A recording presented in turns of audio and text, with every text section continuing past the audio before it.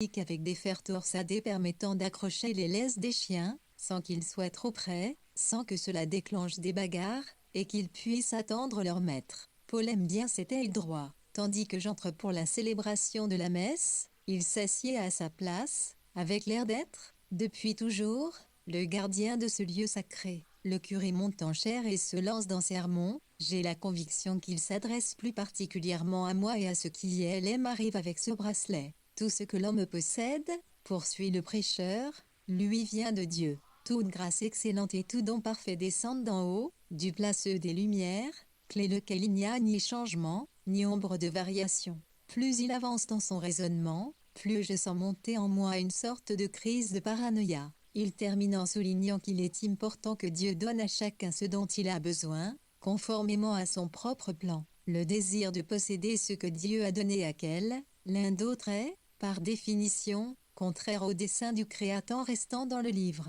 1h27 3 better.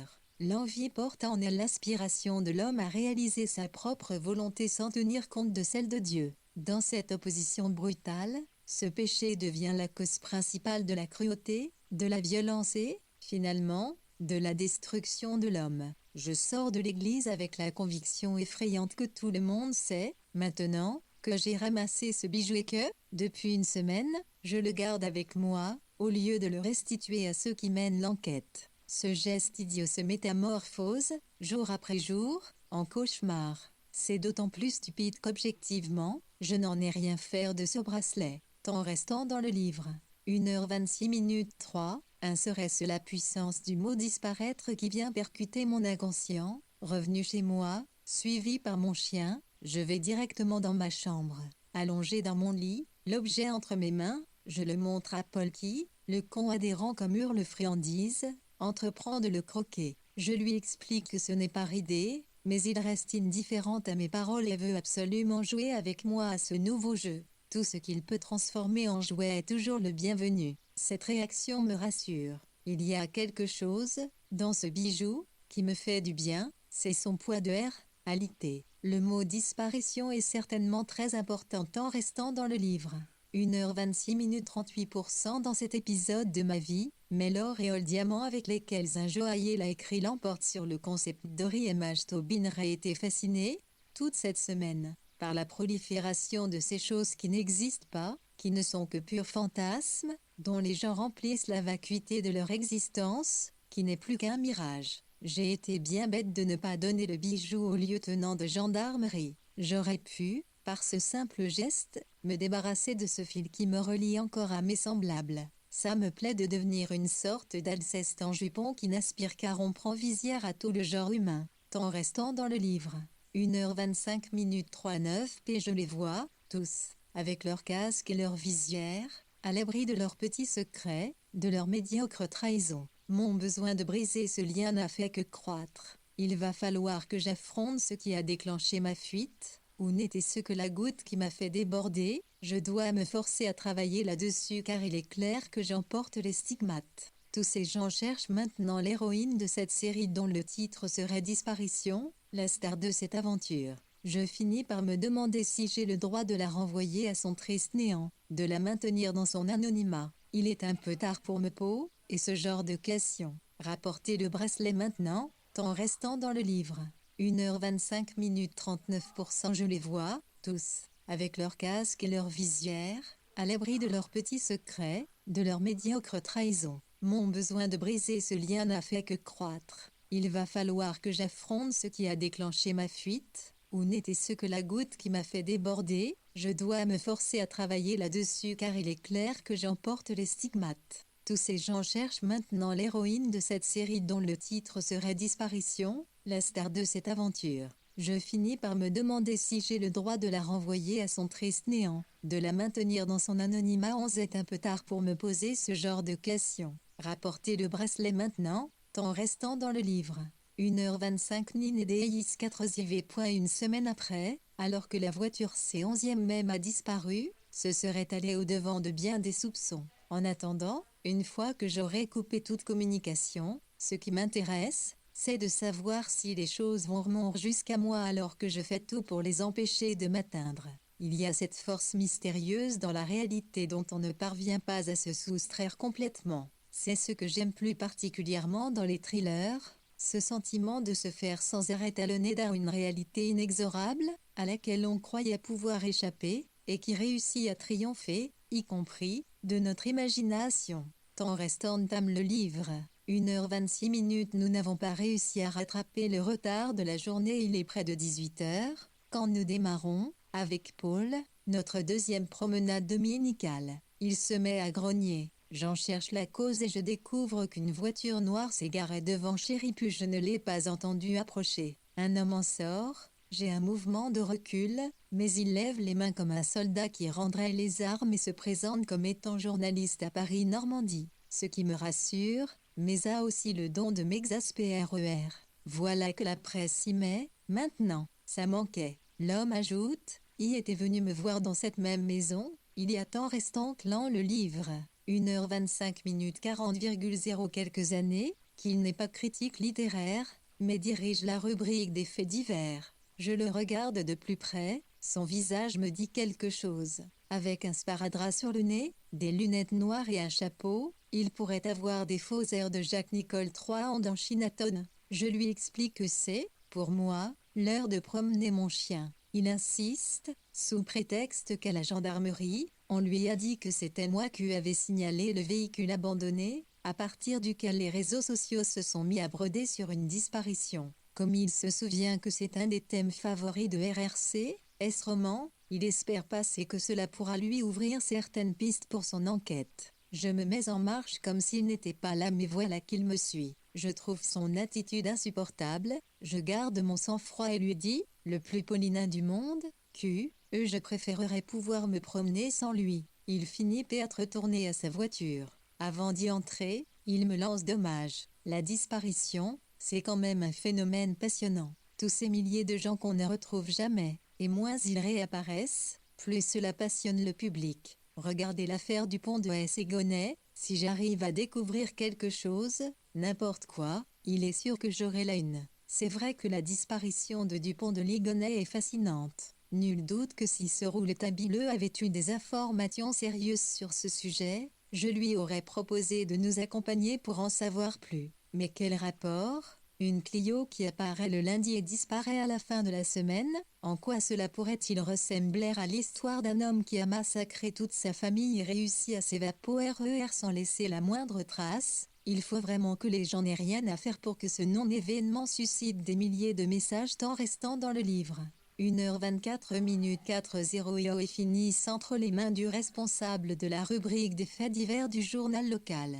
Je suppose qu'ils choisissent, parmi toutes les affaires qui sont remontées de la toile, celle qui aura le plus de chances d'exciter le lectorat. Par exemple, une gitane à une fille, sage et vertueuse, une infirmière, qui aurait subitement disparu, avec une famille bouleversée, un mari aux allures troubles, qui manifesterait un peu trop son chagrin. Avec un article dans ce goût-là et la capacité de mobilisation des réseaux sociaux, on peut très vite arriver à organiser des marches blanches. Si la télévision régionale rejoint le nativement, la rumeur peut s'étendre aux chaînes d'infos en continu. Si l'histoire plaît au public et que les téléspectateurs accrochent au suspens, cela peut alimenter des plateaux où viennent débattre des psychologues, des sociologues, voire des démographes ou même des géographes, très en vogue en ce moment. Sans oublier les représentants des syndicats de police et les ténors du barreau. C'est ce que cherchait le journaliste, un filon à piocher pour ramener une pépite. Je n'arrive même plus à me souvenir de ce qu'il était venu me demander à l'occasion de la sortie de mon dernier roman. La rédaction avait refusé de le traiter dans ses pages livres, ils avaient préféré un biais plus people pour en par premier. Ça m'avait d'ailleurs agacé, sur le moment. Peut-être voulait-il faire le coup d'un roman à clé dont il aurait découvert ce qu'il cachait, mais ça n'a pas marché. Ensuite, j'ai fui Paris, et je n'ai plus Linez écrit une ligne. Tant reste-t-elle dans le livre 1h25 41 Cette nuit, je rêve que je suis allongé dans un canapé. J'ai les yeux grands ouverts. Je suis endormi, mais j'arrive à suivre du regard un pendule et son balancement régulier. Il s'agit d'une grande chaîne en or au bout de laquelle pend une pampille de cristal qui se serait décrochée d'un lustre. L'ensemble est en mouvement sous mes yeux, comme l'instrument d'un hypnotiseur. Je tente de me lever, tout du moins de soulever ma tête pour essayer d'apercevoir ce qui agite ce talisman. Une voix surgit des murs me répète sans cesse: souviens-toi. Au moment où d'autres images s'apprêtent à prendre forme, je me réveille, grelottant de froid et de sueur. Paul, sur le lit, dort, roulé en boule, le museau dissimulé dans ses pattes en forme de tresse. Il est 6 heures, le jour se lève à peine. Une fois devant mon café, je tente de reprendre mes esprits. Il me ramène malgré moi à un passé avec lequel j'ai rompu. Le songe de cette nuit me colle à l'esprit. J'ai l'impression de tout faire aux ritiilleries de ce pendule s'agitant devant mon visage dont j'aperçois le reflet, à gauche, à droite. Ce mouvement lancinant finit par déclencher une forte mi-temps restant dans le livre.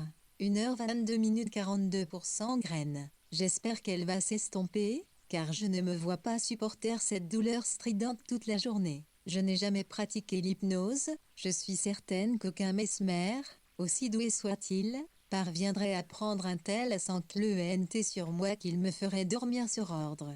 La simple idée que je pourrais m'abandonner, même pour un bref instant, me terrorise. Ce besoin compulsif d'être en état permanent de vigilance me permet de comprendre nombre de mes penchants. C'est la raison pour laquelle je n'ai jamais bu une goutte d'alcool, ni consommé la moindre drogue. Le seul moment où je parviens à connaître tout en restant dans le livre.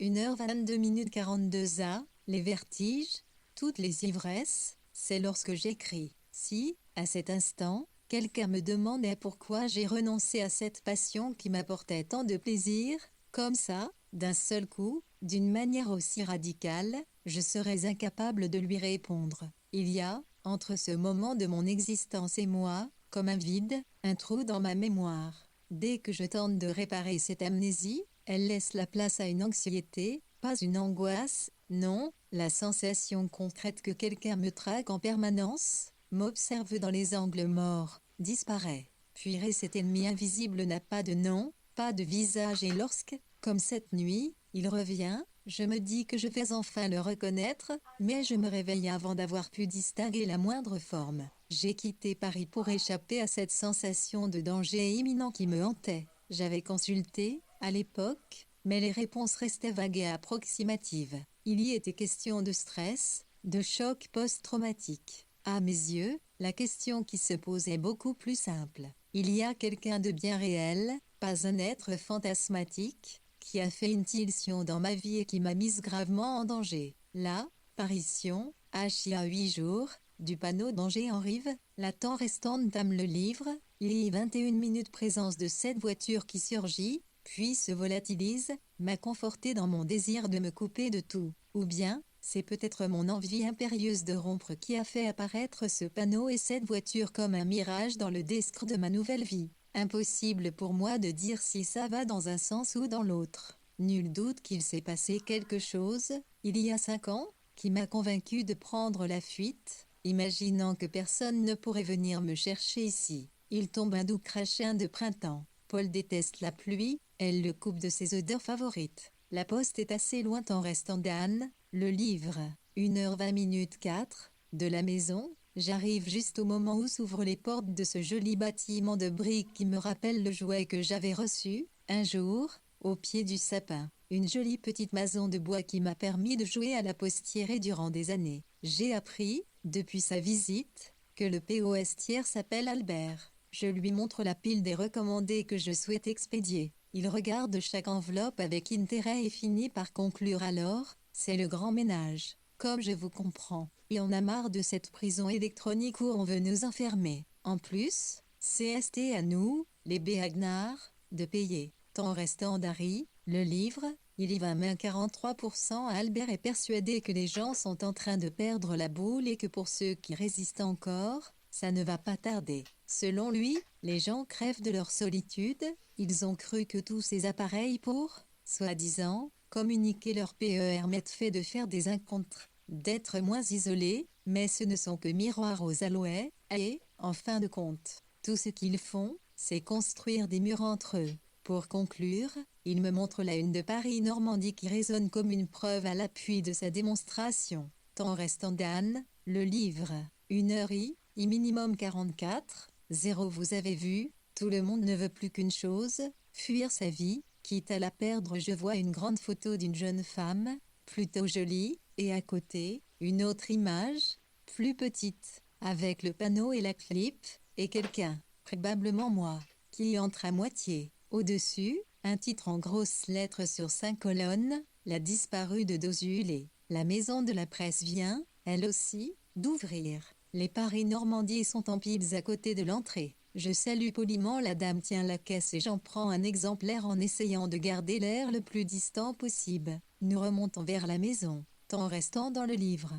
1h19 minutes 44 c'est quand je vois que nous avons dépassé les dernières habitations et que nous arrivons à l'orée de la forêt. Je fais une pause, et je me plonge dans le journal. Je découvre que le prénom du journaliste qui a obtenu la une, c'est Max. Je me dis que ça ne m'étonne pas, a bien une tête à s'appeler Max, mon Jacques Nicholson à la Audiard. IRS est bien fichu de moi avec son air innocent, faisant celui qui découvrait l'affaire alors qu'à l'heure où il me parlait, son article devait déjà être au marbre depuis longtemps. D'après ce qu'il écrit, c'est une jeune infirmière de Dozulé, une petite ville voisine, qui serait la 10 rue de la Clio. Il ne donne pas son nom pour ne pas gêner la temps restant dans le livre. Annie 19 minutes famille, elle a 28 ans, mariée à un brancardier qui travaille dans le même hôpital, ils ont 2 enfants. Lundi dernier, elle terminait son service à 3h du matin, quand le conducteur supposé de la Clio lui a proposé de la raccompagner chez 11e. Depuis, plus à moindre nouvelle de l'infirmière. Max est manifestement un pro de cette gymnastique narrative. Il est même possible que notre première rencontre, avant mon installation ici, ait joué un rôle dans son choix de m'interviewer. Que pour lui cette coïncidence entre la romancière que j'étais alors et cette affaire d'aujourd'hui ait pu être un bon signe. J'ai parlé avec Max peu de temps restant dans le livre. 1h18 minutes 44 avant de prendre ma décision de quitter Paris. Si ça se trouve, je lui ai raconté l'épisode qui me manque dans ma ligne de vie pour comprendre ce qui me fait si peur. 5 ans après, j'espère qu'il viendra du côté de chez moi et que j'aurai ainsi, de nouveau, l'option d'aller à la pêche aux indices. Temps restant dans le livre. 1h18 minutes très tôt, ce matin, je me retrouve seule dans la cuisine, Paul dort encore. Je reste debout, un peu perdue, comme si j'avais oublié les gestes du quotidien. Il y a, face à moi, un petit miroir où j'aperçois mon reflet. Tout à coup, sans que je l'ai vu venir, des larmes jaillissent. C'est un ruissellement, surgi des profondeurs de mon âme, devant lequel je me sens complètement désarmée. J'ai l'impression que ce flux ininterrompu provient d'une grotte, qui s'est creusée dans mon inconscient depuis 6 années, que ce temps restant dans le livre 1h114 minutes un T, est formé des stalactites. Puis, pour une raison mystérieuse, un vent du sud s'est infiltré dans cette cavité secrète, fait sans fondre la glace, submergeant ma propre résistance. Le récit de Paris-Normandie, signalant la disparition soudaine de cette jeune femme, me touche, me déstabilise, à cet endroit que j'avais cru avoir fermé à toute émotion. Je découvre, pour la première fois depuis longtemps, une vibration faisant écho à ce désir de m'évaporer. Je me retrouve seule, toujours immobile, figée comme une statue de sel, laissant enfin s'échapper ma peine. Plus je veux lâcher prise, plus je découvre qu'il ne s'agit pas simplement de tristesse, mais d'une souffrance aiguë. Je me dis, pour reprendre pied, qu'un simple souvenir ne peut pas provoquer une réaction aussi violente. Et pourtant, ces larmes qui me submergent sont bien réelles, et je suis la première à ne pas comprendre ce qui les fait déborder. Paul se lève, vient me voir et semble me dire « Ben alors, qu'est-ce qui t'arrive ?» Puis il me lèche le genou, ce qui doit être, à ses yeux, la plus grande marque de compassion qui soit. Je m'entends lui répondre à voix haute, et le seul fait de parler avec lui soulage légèrement la douleur. Progressivement, mes souvenirs prennent corps. À l'origine, j'ai été frappant restant dans le livre. 1h et minimum 45 p par un deuil qui m'a semblé impossible à surmonter. L'homme extraordinaire dont j'ai longtemps partagé la vie, a été terrassé par un mal foudroyant. Une part essentielle de moi a été détruite dans cette mort soudaine à laquelle je n'ai plus eu le temps de me préparer. J'ai pu, je ne sais comment, mettre des mots sur ce choc, écrire un petit livre sur celui qui nous avait quittés si brutalement. Oui, les mots sont venus, un à un, me tenir compagnie pour cette cérémonie d'adieu qu'on appelle un tombeau. En littérature, je le sais, ça a été mon dernier livre, comme si le ressort de l'écriture s'était cassé avec sa disparition. Temps restant dans le livre. 1h16 minutes 4b. Durant toute la période qui a suivi, je suis devenu autiste, ayant de plus en plus de mal à fréquenter ceux que nous avions connus ensemble. J'étais enverfilé, et chaque parole était une menace d'effondrement. Il y a des gens, des déséquilibrés, pour qui une personne dans l'état qui était le mien représente une proie de choix. Il faut dire que pour eux, grâce aux réseaux sociaux, le terrain de chasse est sans limite. J'ai eu le malheur de tomber sur un de ces prédateurs. Tel Hannibal Lecter, ils se délectent de la chair de leurs victimes. Bien sûr, pour ceux-là, ce repas cannibale ne peut être que virtuel. Il est essentiel, pour perpétrer le simulacre du temps restant dans le livre. Un lit 16-46% crime, de rester dans l'anonymat le plus complet. Pour la victime, c'est un instrument de torture. Ne pas savoir à qui elle a affaire, peut-être quelqu'un de proche, qui pense en savoir long, cela suffit à la faire plonger dans les flammes de l'enfer. Cette forme d'agression, qui ne laisse pas les traces sanglantes d'un couteau planté dans le corps, peut produire des effets de destruction redoutables, conduire les victimes jusqu'au suicide ou à la folie, comme on le découvre chez un nombre croissant d'adolescents. C'est ainsi que j'ai été, dans un premier temps, contacté sur Instagram, par une personne qui se présentait comme un fan de mon compagnon disparu et venait en restant dans le livre.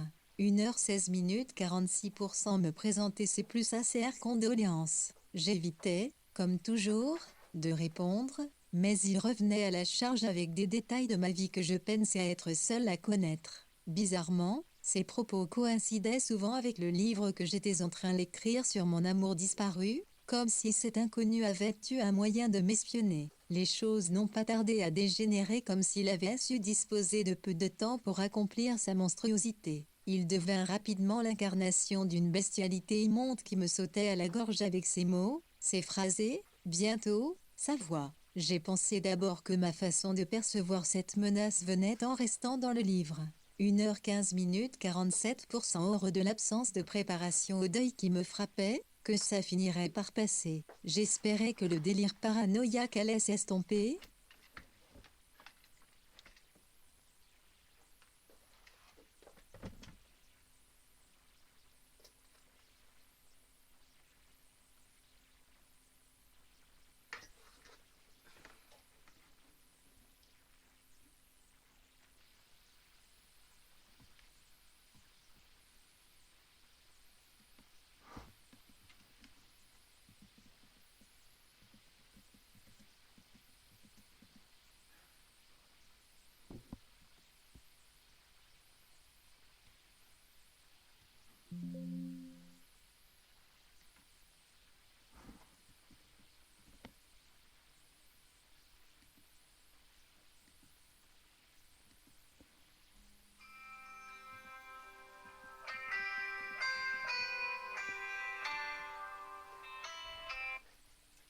Allô?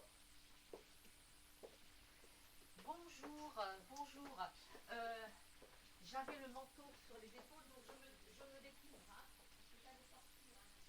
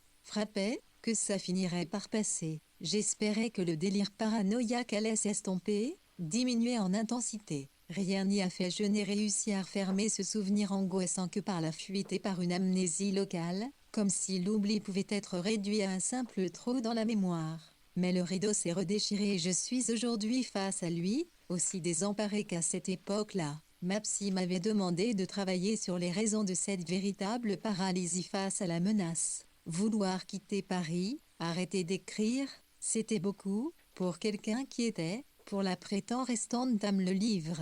1h15 47 première fois, confronté à un harceleur. Je vois bien que cette situation était absurde.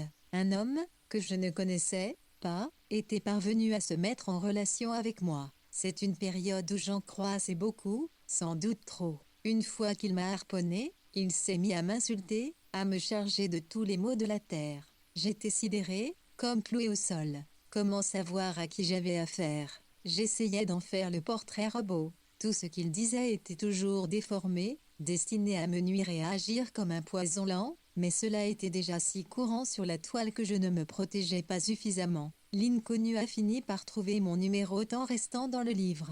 1h14 47% de portable et s'est mis à m'appeler en pleine nuit, pour me faire subir cette forme de torture psychologique qu'il affectionnait particulièrement. C'est là que ma thérapeute a cessé de comprendre ce qui m'arrivait, et se traverse-duisait en particulier à travers cette passivité d'autant plus anormale qu'elle ne me ressemblait pas. Elle considérait, et, avec le temps, j'ai fini par la comprendre, que j'étais une femme solide psychiquement, aussi forte sur ce plan que fragile physiquement. D'où venait cette incapacité soudaine à parer les coups pour me laisser ainsi massacrer sans réagir, sans même tenter de me protéger, comme si tout mon système de défense, dès lors temps restant d'âme te livre. Un 14 mai 47 a dès que je me retrouvais confronté à lui, s'était effondré, quand il m'appelait à 3h du matin. Dans un premier temps, ma réaction était celle de la terreur. Puis venaient les larmes et, tandis qu'il ne cessait me parler, de me recouvrir de son délire, je ne pouvais plus rien faire d'autre gai de me noyer, me laisser sombraire, au lieu de raccrocher. Je me mettais alors à l'implorer et, à bout de force, je le suppliais de me laisser tranquille. Le parti que j'ai finalement pris, aller porter plainte, était le seul possible, puis refermer cet épisode, fuir, disparaître. Je me rends compte que je n'ai pas bougé depuis le début de la matinée jetant restant dans le livre. 1h13 suis toujours debout, dans la cuisine, je n'ai pas fait le moindre geste, j'aurais dû empêcher ce souvenir de revenir me torturer, mais voilà, c'est fait, c'est trop tard. Aujourd'hui, je retrouve cette même sensation d'impuissance qui me laisse toujours aussi désemparée, alors que je suis loin, que je pourrais me sentir à l'abri, et que ça s'est passé il y a longtemps. Il faut que je sorte marcher. Je tente de réguler ma respiration, de reprendre mes esprits. J'attrape le collier et la laisse de Paul. Aujourd'hui, sur la place du village, c'est jour de marché. Temps restant dans le HVTH, nous allons d'abord au potager préparer un cachot de légumes pour un couple de personnes âgées qui, toutes les semaines et par tous les temps, vendent des petits bouquets de fleurs. Nous passons, comme toujours, leur rendre visite. Il caresse mon Shiba et semble heureux de ce moment de sérénité. C'est ce génie que je recherche. Dans ma vie d'aujourd'hui, la douceur, les instants furtifs, la beauté des paysages.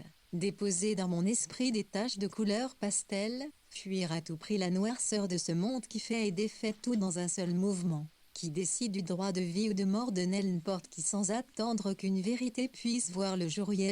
Parfois, le désir d'écrire monte aussi fort que mon envie de rallumer une clope. Mais je m'en empêche, car je n'ai rien à dire, ou plutôt si, peut-être, mais je ne peux pas en faire un roman vrai, où je devrais tout raconter dans les moindres détails, citer des noms, alimenter ce que je fuis depuis toujours. Je reperçais à cet homme merveilleux dont j'ai eu la chance de partager la vie. Tout semblait tellement facile avec lui, son énergie réduisait les obstacles à l'état de poussière. J'espère que je n'aurai plus jamais à subir mon impuissance face à la bêtise, l'inculture et la vulgarité, les trois choses qu'il détestait le plus au monde. Temps restant dans le livre 1h12 49 où quelques rayons de soleil accompagnent le réveil de cette belle journée. Depuis la découverte de ce panneau me revient le désir, encore fragile, de retourner à l'écriture. J'ignore si un livre existera ou pas, Cela ressemble à une naissance qui ne pourrait se réaliser qu'à partir du choix du prénom de celui qui va naître. J'ai pris l'habitude de noter sur un tableau noir, dans la cuisine, les journées qui s'écoulent depuis cette apparition. Je ne sais pas encore pourquoi, mais j'ai besoin d'être certaine de ne rien oublier. Le bracelet est toujours à sa place. Je crois savoir maintenant ce qui m'empêche de le déposer à la gendarmerie. Il est devenu un gardien contre les sortilèges. Cette nuit, j'ai rêvé qu'il m'appartenait. Les songes ne sont-ils pas, parfois, une transposition de la réalité? Mes angoisses de la veille se sont dissoutes, comme si elles n'avaient jamais existé. Je crois qu'elles ont pu être provoquées par l'anniversaire de la disparition de l'homme que j'aimais. Cela fait exactement 7 ans. Ma plainte, à l'époque, a porté ses fruits, était entendue et le juge a condamné mon harceleur à temps restant dans le livre 1h11 49 pour internement en hôpital psychiatrique, à Villévrard, au nord-est de Paris. Il ne devait pas se sentir perdu dans cet immense établissement, car il y avait déjà fait de nombreux séjours. Aujourd'hui, cette possibilité d'entrer et de sortir à sa guise n'est pas faite pour me rassurer. On m'a certifié qu'il est resté dans le périmètre de la région parisienne car s'en éloigner serait, à ses yeux, déchoir socialement. J'ai droit, comme chaque matin, à un petit numéro de Paul. Il passe sa tête dans la trappe, ce qui lui permettrait de sortir, puis il recule. Il refait ce mouvement d'avant en arrière pour me montrer que je traîne et qu'il en a marre de temps restant dans le livre, et 1 minute attendre. J'enfile ma veste, attrape le cuculier, la laisse, et hop, nous prenons notre chemin habituel. Arrivé près de l'église Saint-Roch, je découvre un corbillard stationné devant l'entrée du cimetière. Si je n'avais pas mon chien, j'aurais y gentiment cherché sans en savoir plus. Ma curiosité est insatiable. C'est un tel bonheur de parler à quelqu'un qui me raconte sa vie, cela me passionne, je veux tout savoir. On m'a toujours dit que j'avais un don pour faire parler les gens. Il est vrai que souvent, au bout de 5 minutes de conversation, je sais beaucoup de choses sur mon interlocuteur, à condition, cependant notamment, que cet échange ait lieu en vrai, en présentiel, comme temps restant dans le livre. 1h10 50 ou au plus il dit maintenant, en usant de ce mot horrible pour définir le fait d'être ensemble. Comment savoir qui se cache derrière un écran? Comment les gens peuvent-ils croire si facilement à tout ce que les applications virtuelles racontent? Elles leur vendent du rêve pour les rendre châteaux fixes, pour les faire exister à travers des microfictions recouvertes d'un filtre ne laissant plus aucune place au temps qui passe. J'imagine souvent ce qui se cache par-delà ces faux semblants. Je ne vois que le rien, le vide, derrière les drames de l'existence que vit le commun des morts et en restant dans le livre. Un Irdimir, ce matin, depuis mon réveil, je suis tiraillée entre deux désirs. D'un côté, j'aimerais ne pas avoir à attendre que toute cette paperasse aboutisse à la clôture de mes abonnements pour me passer de l'un de ces nombreux appareils qui m'envahissent. D'un autre côté, je pourrais écouter pendant des heures, avec une excitation immense, des gens, des vrais gens, me raconter ce qu'ils ont appris sur cette terrible histoire de l'infirmière de Dozulé. Nous approchons du village. Je remarque, tout de suite, que des avis de recherche ont été placardés sur les arbres, sur les poteaux métriques. Des tracts sont dispersés ça et là et ils ne parlent que temps restant dans le livre. 1h10 50% chose, la seule qui agite toute cette communauté, d'habitude si calme la disparition de l'infirmière. D'après la rumeur, la gendarmerie ne possède aucun indice, mais il y aurait désormais un doute sur la Clio qui pourrait-il pas être le véhicule de l'enlèvement. On dit que cette jolie jeune femme de 28 ans, dont le prénom est Christelle, menait une vie sans histoire. J'ai toujours trouvé cette formule suspecte, une vie sans histoire, ça n'existe pas. Chaque fois que la police met la main sur le pire des assassins, les témoignages évoquent tous à quel point c'était un bon voisin, un réel merveilleux, un mari formidable. Où cette femme a été en restant dame le livre, J.I.N. à 51% elle disparut. Peut-être que, comme moi, le jour était venu pour elle de réaliser son rêve de changer de destin. En lisant l'annonce plus attentivement, je vois qu'une marche blanche est organisée dans 3 jours, le jeudi 27 avril, à Dozulé. Il se passe de fin quelques CHUs dans ce coin normand si tranquille. Devant la supérette de la rue principale, je laisse Paul attaché au clou réservé aux chiens, il me regarde faire en plissant le museau, je prends mon temps, je déambule dans les rayons, laissant traîner mes oreilles. J'entends qu'il y a eu des battues, un grand nombre d'habitants ont accompagné le force de l'ordre, y compris la nuit. Temps restant dans le livre. 1h09 51 VO, justement, Christelle avait terminé tard et sa voiture était restée au garage. Le fait d'avoir accepté d'être raccompagnée chez elle confirme qu'elle connaissait celui qui le lui a proposé. Certains sont persuadés que cet homme est l'amant de l'infirmière, un chef de service, un chirurgien, comme dans un roman de Barbara Cartland. Le degré de romantisme des créations les plus populaires est sans limite. De mon côté, je ne suis pas jalouse des performances commerciales de ces auteurs à succès, je me suis toujours sentie incapable d'écrire ce genre de roman et, de toute façon, c'est un autre plaisir que je recherche dans l'écriture. Par contre, temps restant dans le livre.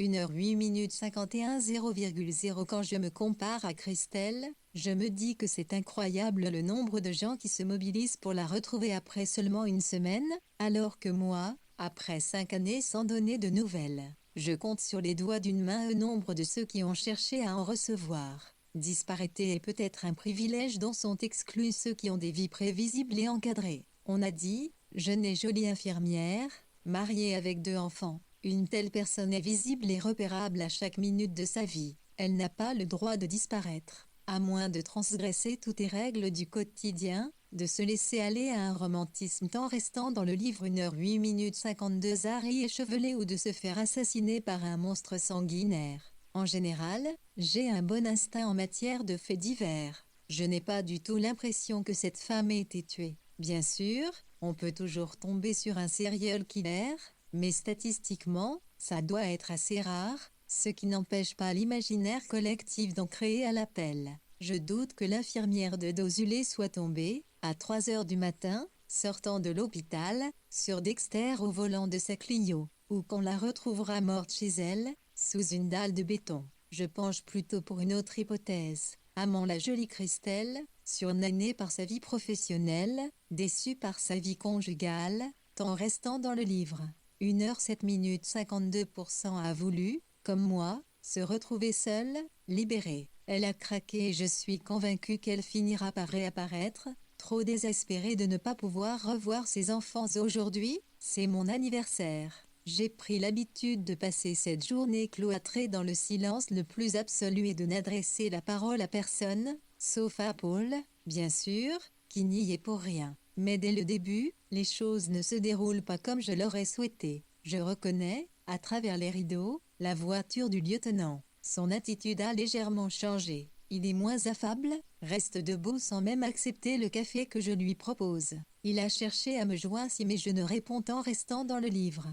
1h06 52% des pas, ni sur mon portable, ni sur mon téléphone fixe. En se renseignant, il a découvert que j'étais en train de me désabonner de tous les services qui me permettaient de rester en contact avec le monde extérieur. Ça l'a intrigué et c'est la raison de sa visite matinale. J'ai presque envie de lui dire que c'est mon anniversaire, mais ce serait déplacé, inapproprié, encore un de ces mots à la mode. Je garde le silence. C'est alors qu'il change de sujet et me parle de nouvelles techniques permettant, par exemple, de rendre nette une image qui était floue à première vue. Je me doute que s'ils me livrent ce détail, c'est qu'ils ont pu me reconnaître sur la temps restante à me le livre. 1h06 53 L, photo où j'entre dans la Clio. En passant ma main machinalement sur la poche arrière de mon Jean, je sens l'étiquette en cuir de la marquise. Très probablement, m'a dénoncé. Il poursuit en me demandant si j'ai trouvé quelque chose sur le sol du véhicule. Pas de doute, nous avançons en terrain très glissant, surtout pour moi. Je bredouille que la curiosité est l'un de mes nombreux défauts, que lorsque j'ai vu cette voiture qui semblait abandonnée au bord du rond-point, je n'ai pas résisté au désir d'aller voir à l'intérieur, et que, non, il n'y avait rien. En tout cas que je n'ai rien trop, je vois bien qu'il m'écoute avec un certain scepticisme. Temps restant dans le livre.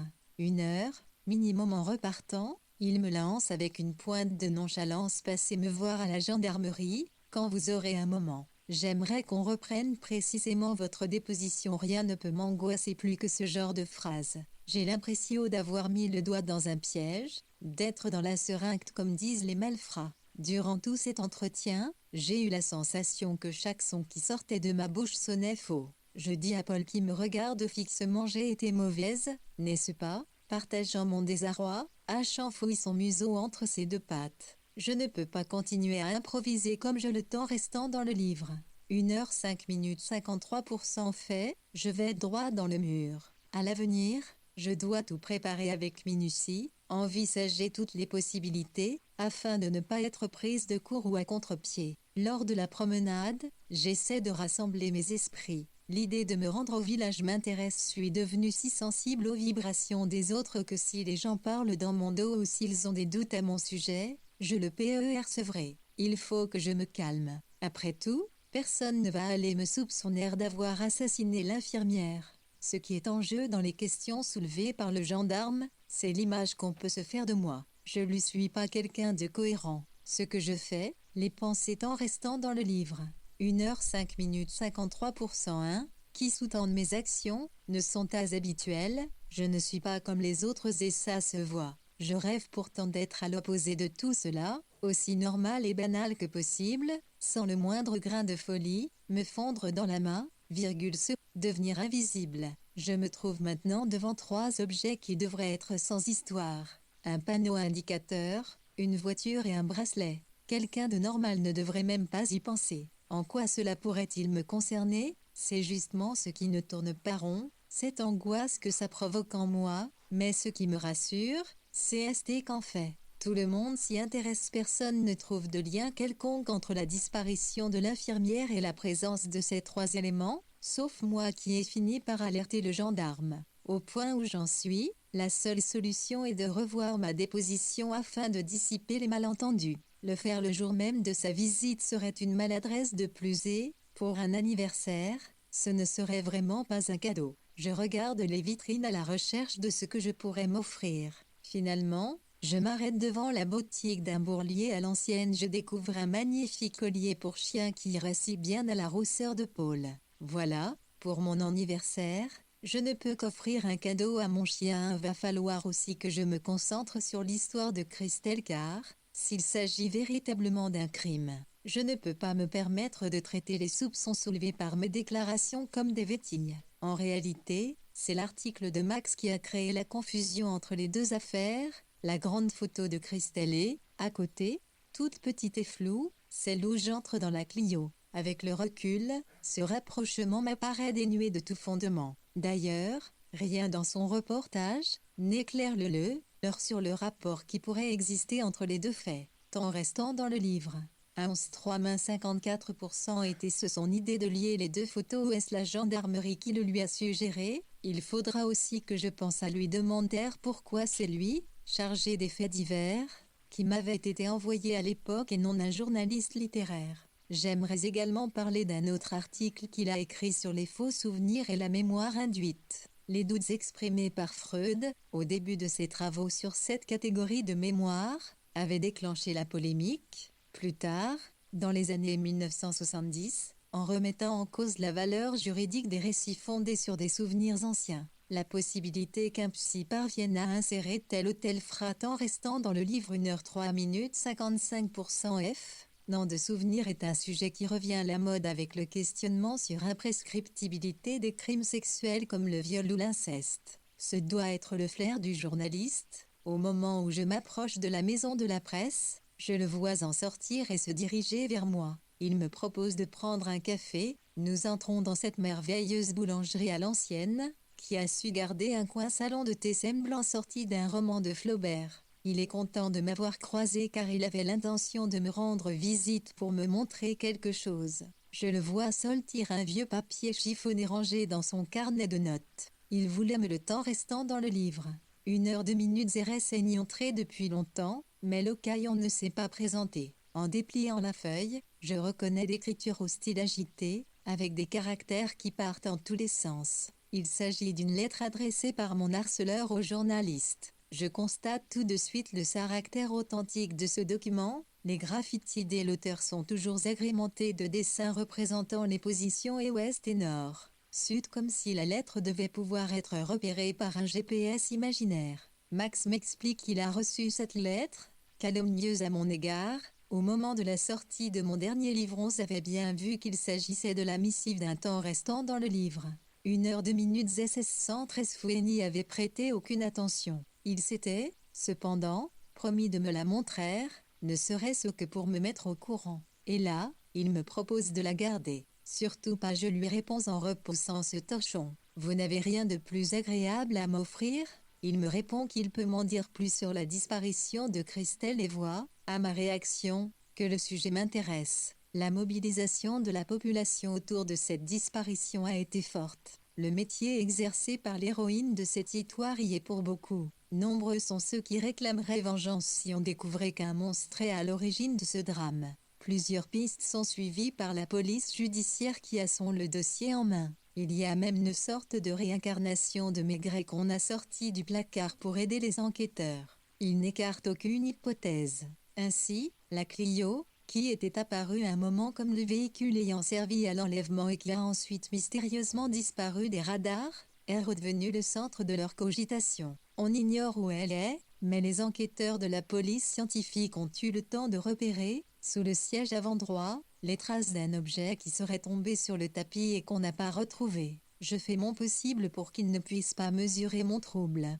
J'essaie de détendre restant clan le livre R1h01 tourner son attention en évoquant son article sur la mémoire induite. Il se montre à la fois flatté et surpris que je puisse faire un rapprochement avec la disparition de l'infirmière. Si elle a été la victime d'un détraqué, je ne crois pas qu'il puisse y avoir prescription, me suggère-t-il sur un ton gentiment moqueur. Je lui réponds que ça n'a pas de rapport avec l'histoire de Christelle.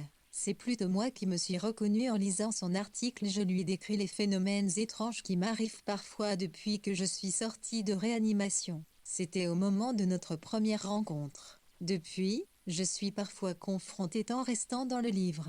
1h01 56% à un trou noir, comme si certains souvenirs avaient été effacés de mon esprit. En revanche, pour d'autres qui remontent à ma mémoire, j'ai l'impression de ne pas les avoir vécus, comme s'ils venaient occuper une place vide dans mon cerveau, qui n'était pas la leur. Je vois qu'il ne sourit plus. Il souligne qu'il n'avait rien remarqué chez moi, et m'avoue n'avoir jamais entendu par premier de ce genre de troubles qui formeraient comme des trous dans une raquette. Il n'a pas eu vent d'une telle maladie, et pourtant, il a longuement travaillé sur le sujet. Il revient ensuite à ce qui l'intéresse particulièrement. Holt, vous souvenez vous avoir ramassé un objet dans cette Clio? La tête me tourne. Je décide de ne pas lui répondre. Je me lève, prétends que je suis en retard pour un rendez-vous. Quand je fais une tentative pour payer, il la repousse de la main avant de se lever.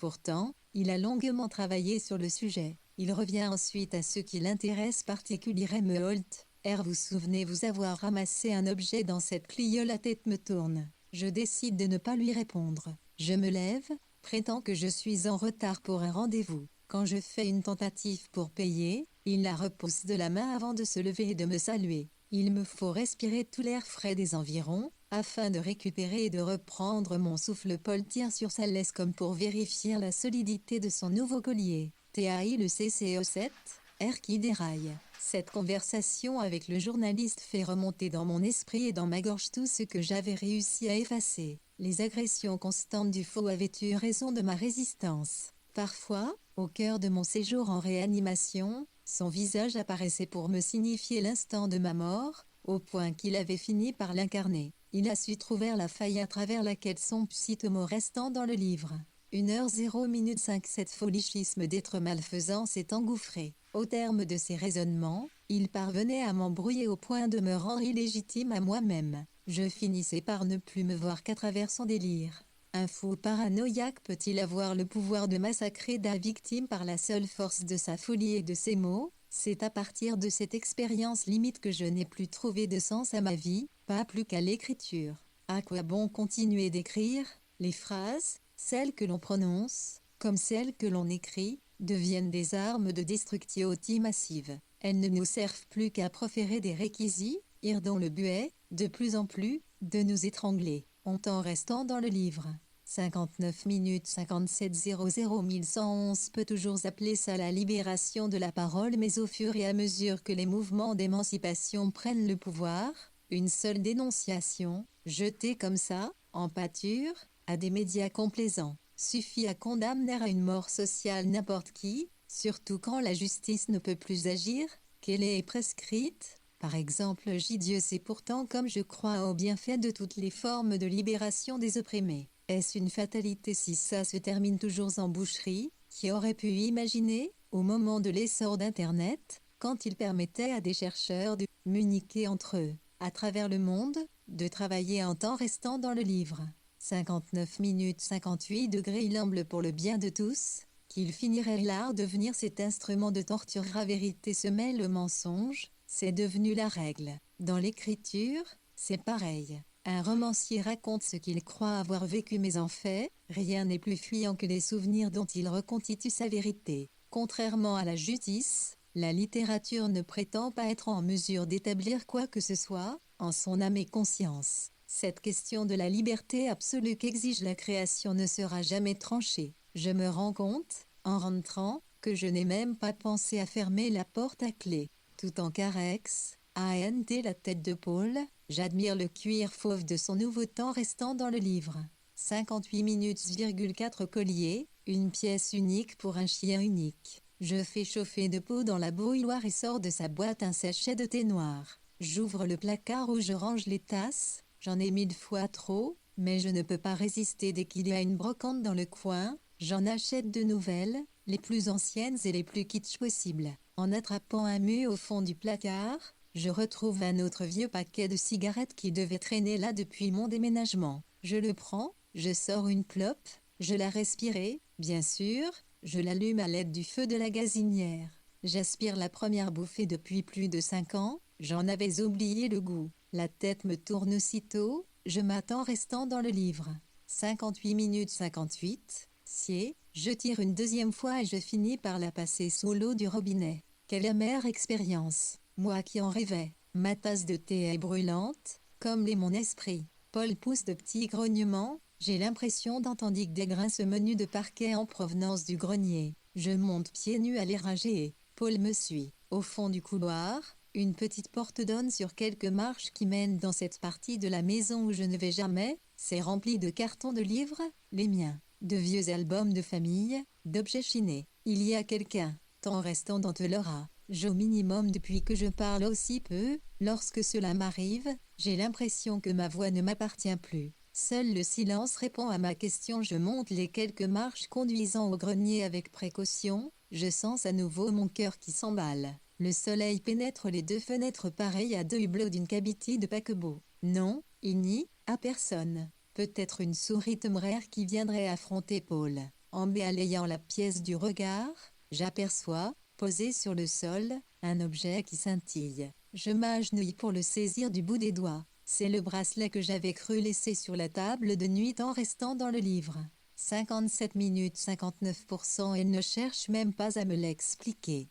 Qu'il y ait un deuxième objet strictement semblable au premier, ou qu'il y en ait des milliers, ne me pose aucun problème. Je pense avoir dépassé ce stade. Erwin Sch Herminger a imaginé ce qu'il appelle une expérience de pensée pour permettre à ses élèves de mieux comprendre la mécanique quantique. Inutile de dire à quel point je n'ai rien compris à tout ça. Il ne m'en est resté qu'une sorte de fable selon laquelle un chat est enfermé dans une boîte. Je peux même dire que dans mon esprit, ce chat ne peut être que de couleur noire. Dans cette boîte, où le chat E5 enfermé, il existe un dispositif qui tue le malheureux hameçon restant dans le livre. 5 minimum 59 thiomal desquels détecter la désintégration d'un atome appartenant à un corps radioactif, lui-même relié à un interrupteur provoquant la chute d'un marteau qui vient casser une fiole de poison. Schrödinger souligne que, tant que l'observation n'est pas faite, le chat serait simultanément dans deux situations potentielles, mort et vivant à la fois, du moment qu'on n'a pas ouvert la boîte. Seule cette ouverture, métaphore de l'acte d'observation, peut déclencher le choix entre ces deux états. Sinon, impossible de dire si le chat est mort ou non, tant que le mécanisme de l'observation n'est pas enclenché. Notre esprit accepte facilement ce jeu tant qu'il s'agit 59 d'une particule, mais s'il s'agit du sort d'un animal familier, comme ce chat noir, c'est beaucoup plus difficile à admettre. Je n'évoque même pas ce qu'il adviendrait de cette fable s'il s'agissait d'un Shiba. Ceci résume bien mon état d'esprit actuel. Autrefois, mes romans tournaient tous autour de la disparition.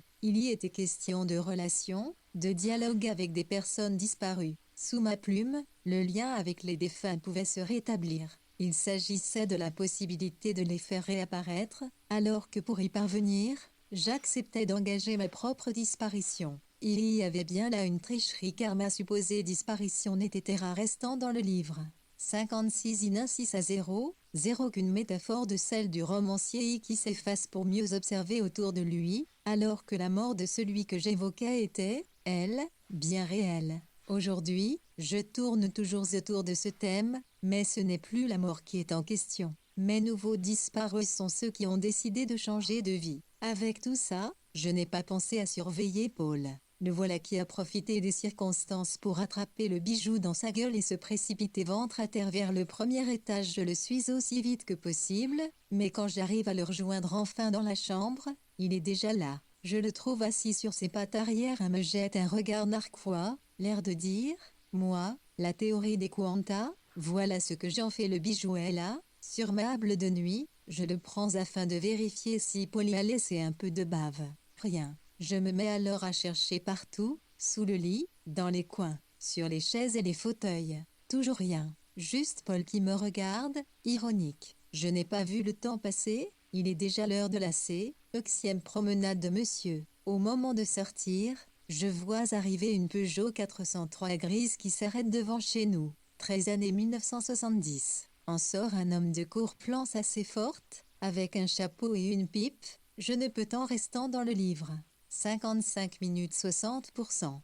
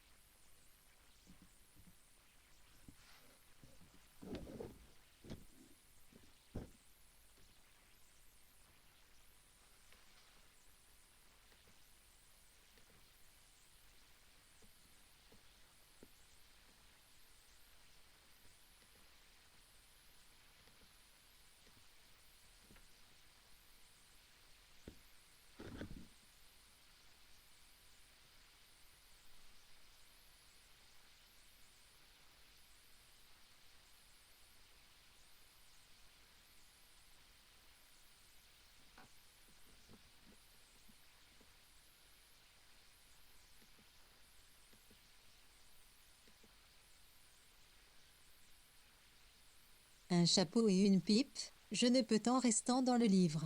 55 minutes 60% retenir un commissaire maigre et admiratif. L'homme incarnerait le personnage de Simenon presque aussi bien que Bruno Kremer. Je le prie de me pardonner pour cette réflexion, qui est sortie malgré moi. Il m'explique que ce n'est rien, qu'il est habitué. Après m'avoir dit que la police judiciaire avait pris le relais de l'enquête, qu'il lui avait demandé un coup de main, il me propose de faire quelques pas avec nous pour bavarder. Je n'aime pas ça. La suite me donne raison. Il me dit avoir épluché le dossier et en être ressorti avec une intuition très forte. Comme je me tais, un peu pétrifié. Il reprend en me disant que son intuition est que je mens depuis le début, depuis ma déposition à la gendarmerie. Comme je lui oppose ma bonne foi, que je ne comprends pas ce qui le conduit à penser ça, il me coupe la parole et déclare soudain que, par exemple, j'ai prétendu ne pas connaître la personne disparue, alors qu'il a la preuve matérielle que je l'ai très bien connue. C'était il y a longtemps, dans des circonstances particulières. Ne me dites pas que vous ne vous souvenez pas de Christelle qui s'est si bien occupée de vous lorsque vous avez été admise en réanimation. Je crois que mes jambes me lâchent. Tant restant dans ton livre. 54 minutes B11 4 pieds, je n'ai pas fermé l'œil de la nuit. Je me suis tourné en tous sens, pour effacer la sentence brutale du commissaire à la retraite. Rien à faire. Chaque mot prononcé par lui est une vrille dans ma tête. Il a vu juste, sans doute, mais uniquement de son point de vue, cartésien. Si français, entièrement centré sur son enquête. En réalité, il s'est trompé, je n'ai jamais menti à propos de Christelle. Si cette jeune femme occupe une place spéciale dans ma vie, c'est qu'elle est au centre de cette béance qu'est devenue en restant dans le livre. 54 minutes 61% ma mémoire défaillante. Mon cerveau a effacé minutieusement toute cette période passée en réanimation. C'est à ce moment-là que Christelle a été recrutée pour son premier poste d'infirmière. Elle était là, jour et nuit, à se battre pour, les patients survivent. Nombre d'entre eux ont été mis en coma artificiel. J'étais une des rares à ne pas l'être et je consacrais le peu d'énergie qui me restait à échanger quelques mots avec elle. Ce ne sont pas des souvenirs dont je parle, mais des faits que j'ai reconstitués à l'aide d'un raisonnement qui prend le relais de ma mémoire émotionnelle. Quand je l'ai rencontrée, elle venait de se marier et elle espérait avoir 2 enfants restant dans le livre. 53 minutes 61 0 francs, elle aurait pu ainsi retourner vivre dans sa Normandie natale qui lui manquait, retrouver son village, ses voisins qui la faisaient rire. Cela peut sembler stupide, mais je me raccrochais à son énergie, à chacun de ses mots comme à autant de bouées de sa tutage. Quelques mois plus tard, quand j'ai pu commencer à envisager de sortir de l'enfer et de reprendre une vie presque normale, tout a été effacé, plus la moindre trace de Christelle dans mes souvenirs. Mais là, je me souviens, tout est en train de remonter à la surface. Il y a 1 an, peut-être 2, elle avait fini par me retrouver, était venue me rendre visite. Ce qui s'était passé il y a temps restant dans le livre. 53 minutes B de lire 5 ans m'échappait comme toutes les fois où nous nous sommes revus, par la suite. Aussi étrange que cela puisse paraître, je ne la reconnaissais jamais et n'avais pas le moindre souvenir de nos échanges. Elle est la seule personne avec qui cela m'arrive, c'est le plus surprenant. Si cette amnésie locale m'arrivait avec d'autres gens, je me dirais qu'il s'agit peut-être d'un début d'Alzheimer. Quand je ferme les yeux, je ne vois pas à quoi elle ressemble. Son visage s'efface comme sur un dictaphone qui deviendrait sourd et muet. Par contre, lorsque j'arrive à sortir de ma sphère affective ou émotionnelle, que je reconstitue les enchaînements logiques, comme si cela se tend restant dans le livre.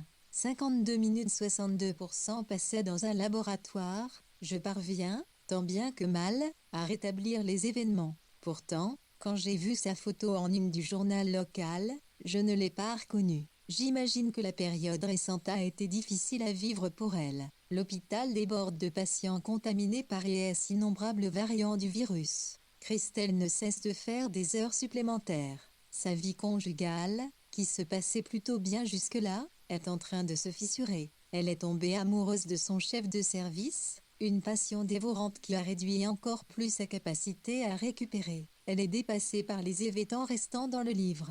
52 minutes 62% ne ment, surmenée, et n'a même plus 0 C de patience pour ses enfants. Tout cela, je le sais, mais d'une façon que je pourrais qualifier d'abstraite en le concret, il suffit que mes pensées s'éloignent ne serait-ce qu'une seconde et, Subitement, tout s'efface. Il ne me reste aucune trace retentée de trouver d'autres personnes avec qui ce phénomène étrange pourrait se reproduire. Mais non, ce n'est réservé qu'à cette femme, qui, malgré tout ce qu'elle a fait pour moi, reste une étrangère. J'aimerais bien la retrouver pour savoir si nous nous sommes vus avant sa disparition, que je situe dimanche dernier, avons-nous discuté, c'était il y a temps restant dans le livre. 52 minutes 62% une semaine seulement, et pourtant j'ai l'impression que ça s'est passé un litre il y a des années. Avec elle, le temps glisse comme sur une patinoire. M'a-t-elle raconté ce qui lui arrivait, ce qu'elle voulait faire?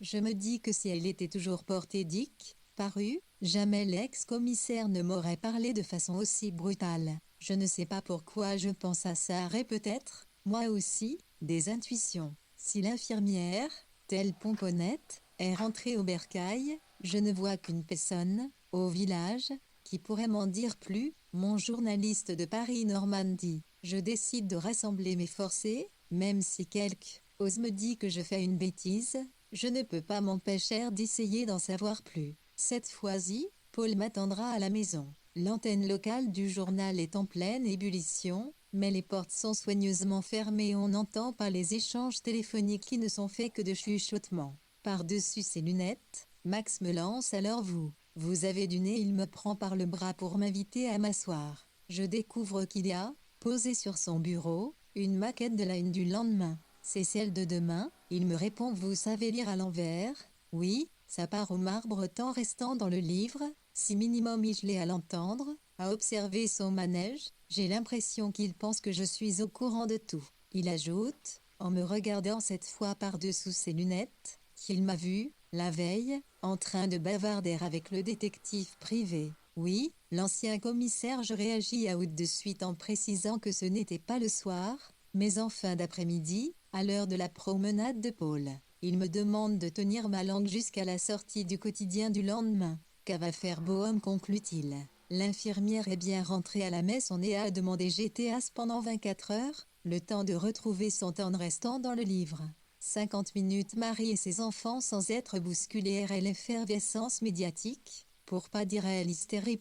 J'ajoute alors, à destination de mon journaliste que je trouve de plus en plus sympathique, pas très habile à votre égard, cette formule je vois qu'il apprécie. Si l'infirmière est rentrée chez elle, l'histoire est terminée, que pourrait-on ajouter? Qu'on a dérangé un ancien grand commissaire de Paris pour rien, que les Normands peuvent retourner tranquillement à leur routine. Le rouletabille local, adoptant un air entendu, me dit que je pourrais découvrir une interview surprenante du détective privé tant restant dans le livre. 50 minutes 64% et faire l'affaire. Quand je pense que ce dernier m'a traité de menteuse, comme ça, tout à trac, dès notre première conversation. Comment peut-on me traiter de menteuse? Idée d'avoir abandonné Paul seul à la maison me fait tressaillir. Quand je le rejoins, il est déjà tard et nous nous installons tous, les deux devant le feu de cheminée. Ce moment est une parenthèse méditative incontournable. Il y a eu tant d'émotions. J'ai besoin de laisser retomber l'orage, d'ordonner mes pensées et d'en reprendre le contrôle. Il est clair que la révélation de l'identité de Christelle a beau calculer une partie de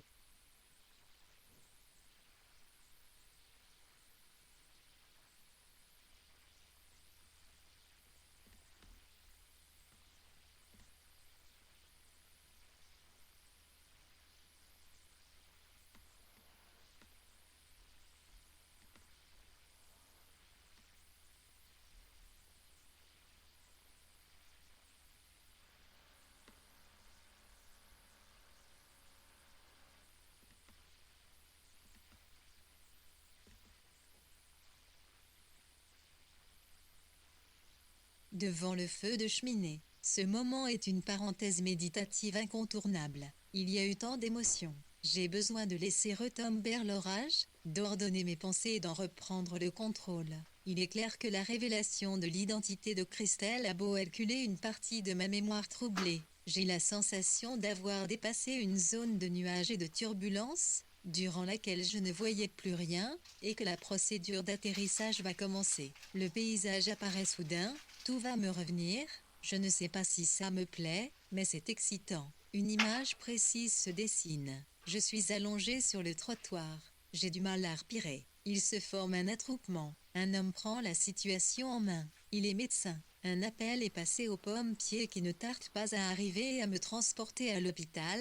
Directement en réanimation, je revois Christelle et je la reconnais. Je comprends que c'est cela qui s'est passé il y a un an. Je la reconnais, je m'en souviens. C'est incroyable. Temps restant dans les 64%, je me repasse la scène en boucle dans ma tête, comme si je réapprenais à respirer après 5 ans d'étouffement. Je suis comme ivre des substances que je sens circuler dans ma tête. J'ai de la réserve et je peux explorer beaucoup plus loin, creuser plus profond. Ce n'est pas que j'ai menti, monsieur, c'est que je me suis perdu et que j'avais fini par disparaître en moi-même. Je revois les courbes qui mesuraient mes fonctions vitales. Elles étaient toutes en chute libre.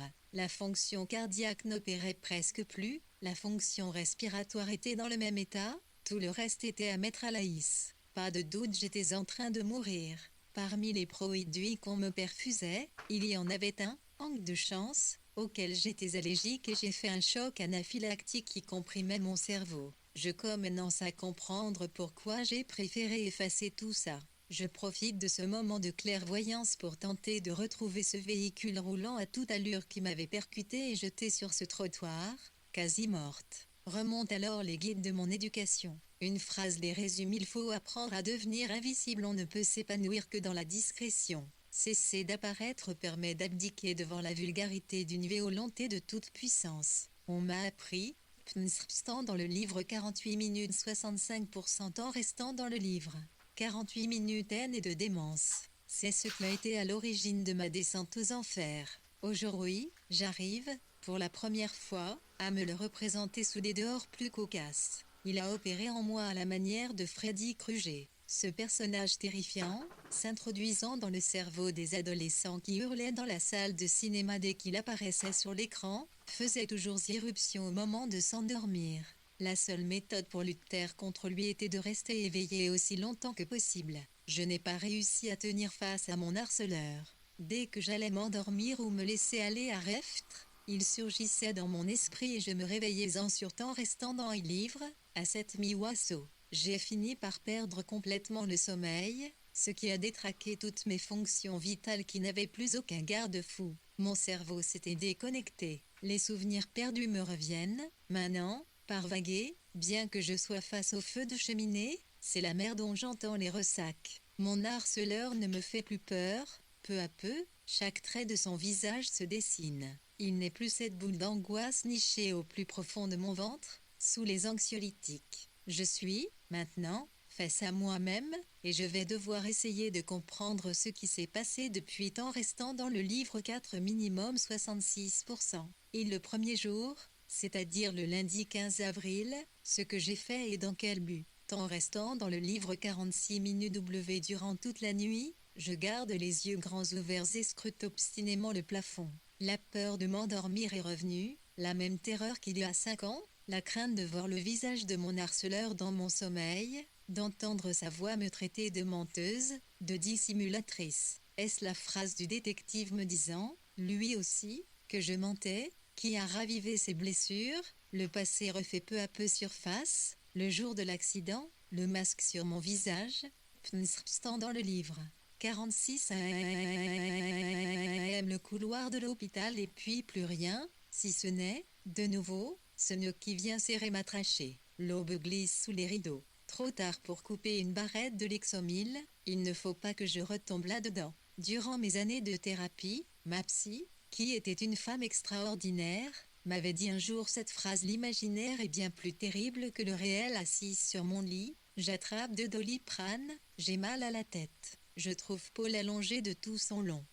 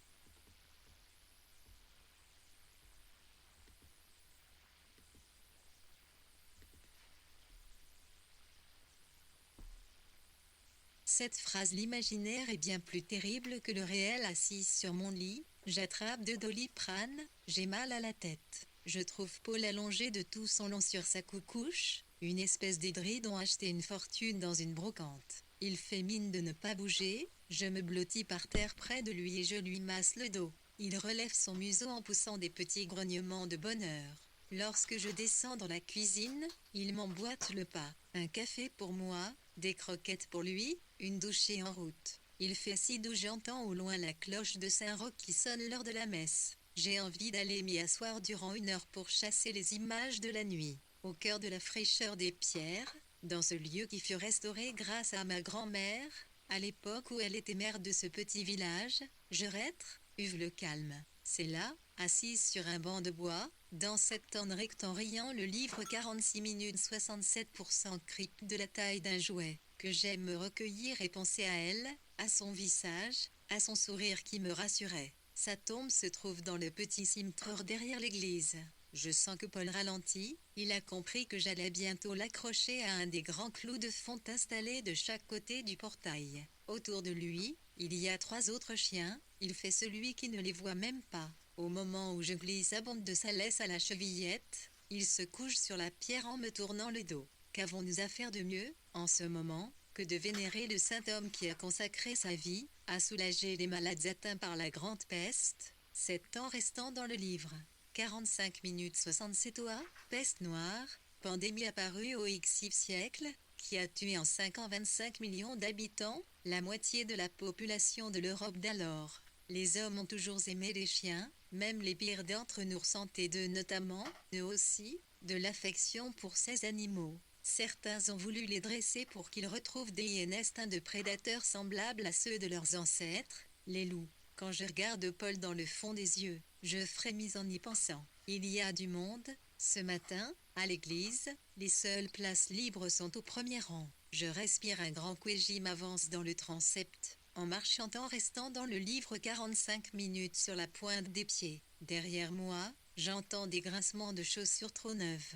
Je m'assieds et découvre que l'homme qui me suit et vient s'asseoir à côté de moi n'est autre que l'ex-commis Joël T. Salue d'un léger mouvement de la tête. Il me propose, à voix basse, de l'accompagner boire un café après la messe. J'acquiesce, mais je pense qu'il ne manque pas d'air de me traiter d'abord de menteuse avant de m'inviter à prendre un verre avec lui. L'office dure très longtemps. On sent les paroissiens désorientés, qui ce 411 tournent vers Dieu. Peut-être l'ont-ils un peu trop oublié, subitement, ils ont en 1 111 milliards 111 111 119 beaucoup de choses à lui demander. Pour ma part, je prie surtout pour Paul qui se fait vieux, en espérant le garder vivant et en bonne santé aussi longtemps que possible. C'est une très belle journée de printemps, le soleil joue avec les feuilles des peupliers, la terrasse, où l'ancien commissaire prend place, surplombe la vallée d'Auge.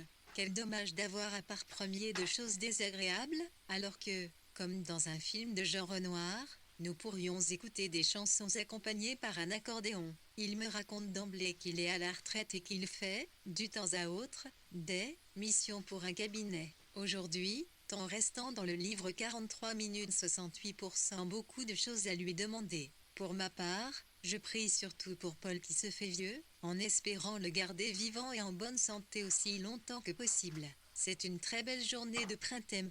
Le soleil joue avec les feuilles des peupliers, la terrasse, où l'ancien commissaire prend place, surplombe la vallée d'Auge.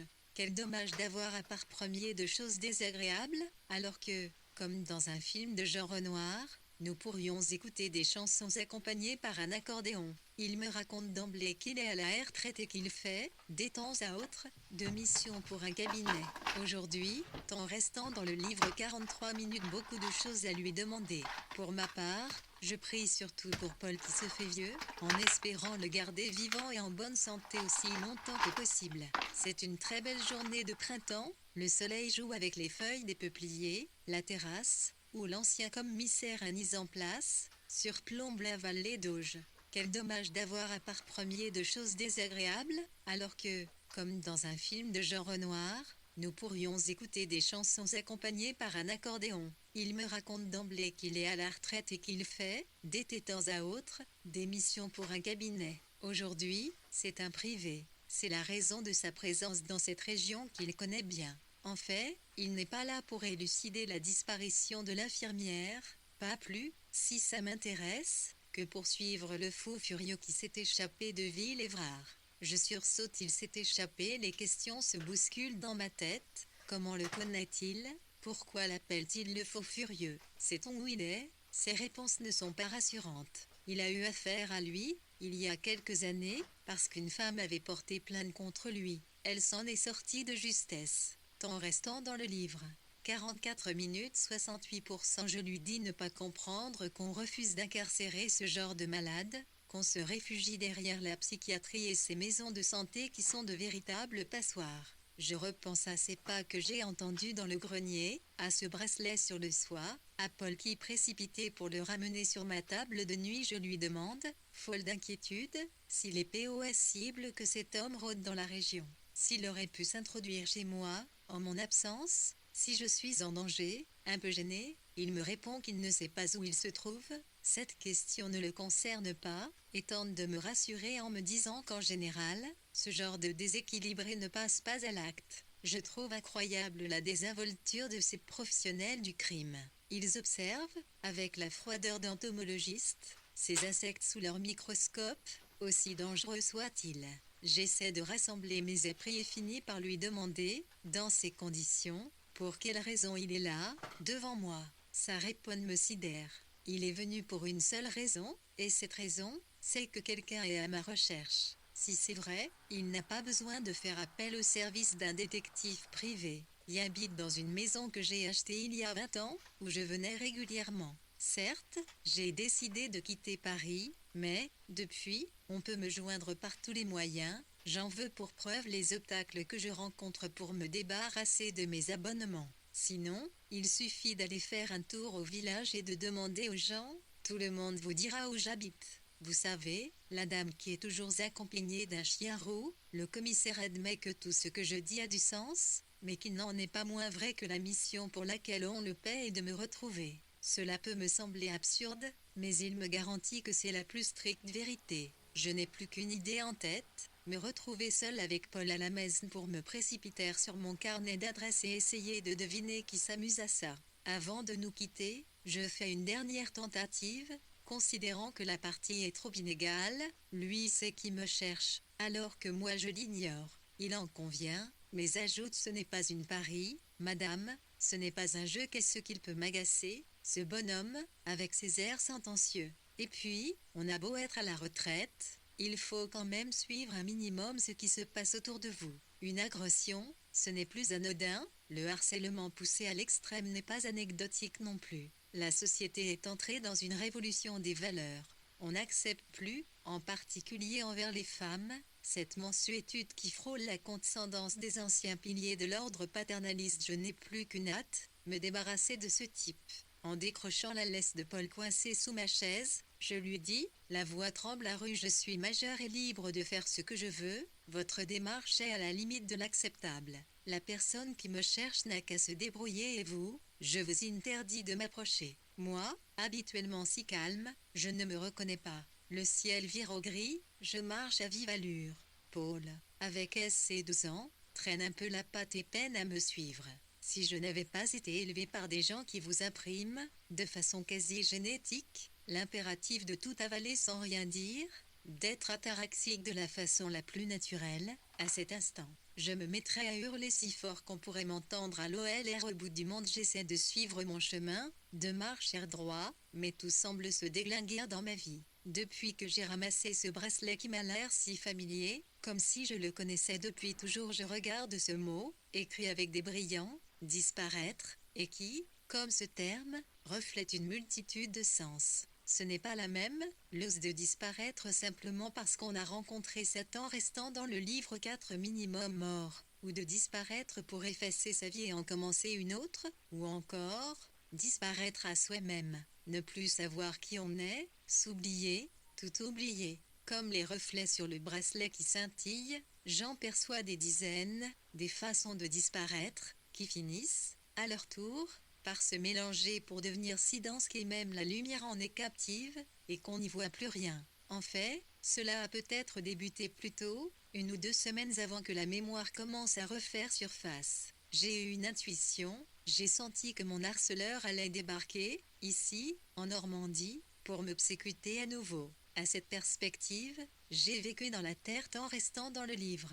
4 minutes 70 œufs. Horreur. Que pourrait-il avoir de mieux à faire, ce malade, que de revenir torturer sa victime? Cette intuition, qui semble se confirmer, est restée coincée dans la partie trouble de mon cerveau. Mais ce qui s'est passé depuis 15 jours, cette succession de phénomènes surprenants, ne peut qu'être liée à ma conviction que ce monstre est de retour dans ma vie. Voilà un autre disparaître qu'on vient de me soumettre. C'est une façon de disparaître avant même qu'on soit apparu. Quelqu'un cherche à me trouver, il va même jusqu'à payer un détective pour le faire, alors que je ne me cache absolument pas. Et c'est un AI, cette fois, qui y met une condition, ne pas apparaître. En restant dans le lire 41 minutes 71 ou pour résumer, trouver quelqu'un qui n'a pas disparu, à condition de ne pas apparaître. Mais c'est une blague. Il y a 5 ans, lorsque j'ai décidé de venir vivre ici, c'était pour ne pas mourir ailleurs. Mon existence tenait alors à pas grand-chose.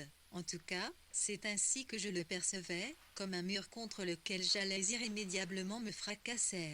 La réanimation, le fou qui m'y a précipité, ont eu raison de moi. Oui, raison, le mot est si juste, malgré les apparences. La raison s'est abattue comme une pierre et sont nous tous inverses. Ce qui était bon est devenu mauvais, et je ne me soumettais qu'à ce qui me déniait, disait. Durant cette période, je ne supportais plus la moindre temps restant dans le livre. 40 minutes 71% en pression, je ne sortais plus de chez moi, ne répondais plus aux mails, ni au téléphone. J'ai demandé aux peu de gens qui me restaient, dans ma famille et parmi les proches, de respecter mon choix. Ils l'ont fait, malgré l'inquiétude que je peux imaginer. De temps en temps, j'envoyais un message à ma sœur pour qu'elle le transmette aux autres. Le temps a passé, j'ai réussi à vivre au jour le jour. À la tombée du soir, je regarde les chevaux revenir aux écuries, traversant les prairies à perte de vue, autour du vieux pressoir. Quelqu'un me cherche. Cette simple idée m'apparaît surréaliste. Il y en a qui disparaissent d'une façon spectaculaire. Mais il faut, pour cela, avoir commis un crime suffisamment lourd pour que les gens s'y intéressent. Demain, j'appellerai le serrurier pour qu'il change toutes les serrures de la maison. J'ai à nouveau envie de fumer, d'allumer les cigarettes les unes après les autres. Fumer est maintenant un concept existentiel. Quelque chose qui m'envahit dès que la tension monte en moi. En approchant de la maison, je distingue une silhouette de femme qui a l'air de m'attendre, debout, près du petit banc en bois devant la porte. C'est là que Paul passe ses soirées à contempler l'étendue d'herbes et de fleurs sauvages. En restant dans le livre. 39 minutes elle vient à ma rencontre, me sourit, je me dis, mon Dieu mais c'est Christelle la reconnaît tout de suite, peut-être à cause de la une de Paris-Normandie. C'est la première fois que ça m'arrive. Crie-t-elle, ma si chère Christelle, vous vous rendez compte, la mémoire. Toute ma mémoire est en train de revenir. Nous nous asseyons l'une à côté de l'autre sur le banc de Paul tandis qu'il nous observe. J'ai tant de choses à lui demander et à lui confier. Ce que disent les journaux, est-ce vrai? Elle ne l'a pas vécu comme c'est raconté. Il a fallu qu'elle parte, elle n'a pas eu le choix. Demain paraîtra la suite et fin de cette belle histoire d'amour. La vérité, c'est qu'à la seconde temps restant dans le livre, 39 minutes où la nouvelle s'est mise à circuler, en particulier à l'hôpital, c'est devenu invivable. Comme si les amoureux avaient reçu, sur leur tête, toutes les réserves d'ordures de la région. Elle avait eu du mal à comprendre, à l'époque, comment des actes de harcèlement m'avaient jeté en réanimation. C'est alors qu'elle me dit: avez-vous réussi à vous débarrasser de l'homme qui vous persécutait? Sa question me stupéfie. Je me rends compte que je lui en avais beaucoup parlé et que je ne m'en souvenais plus. Soudain, la boucle de cette histoire se referme. Elle a soif pensé à moi et pris conscience du traumatisme que cela pouvait représenter. Le harcèlement n'est-il pas devenu, aujourd'hui, le mal absolu? Nous sommes en train de découvrir qu'il peut tuer. Comment allons-nous faire pour continuer à vivre avec ce poison? Je regarde le serrurier qui commence à travailler. Paul est intrigué. Moi-même, je me demande pourquoi chaque porte doit avoir sa clé. Je me dis que finalement, ce qui est dans ma tête est dans toutes les têtes. Dans les années 1960, ça pouvait paraître désuet, une maison à la campagne. Il fallait, en ce temps-là, Vibrer au rythme des pulsations des grandes agglomérations. On pouvait vivre à Londres ou à New York, même à Berlin, mais pas dans le pays d'Auge, tout en restant dans le livre. 38 minutes aujourd'hui, c'est l'inverse. Tout le monde cherche une maison comme la mienne, manger bio, de préférence ce qu'on a fait pousser soi-même. Ce qui n'était que des théories babac où les désormais le centre de gravité de nos vies. On a même compris que les atteintes à la biodiversité poussaient les virus à venir se réfugier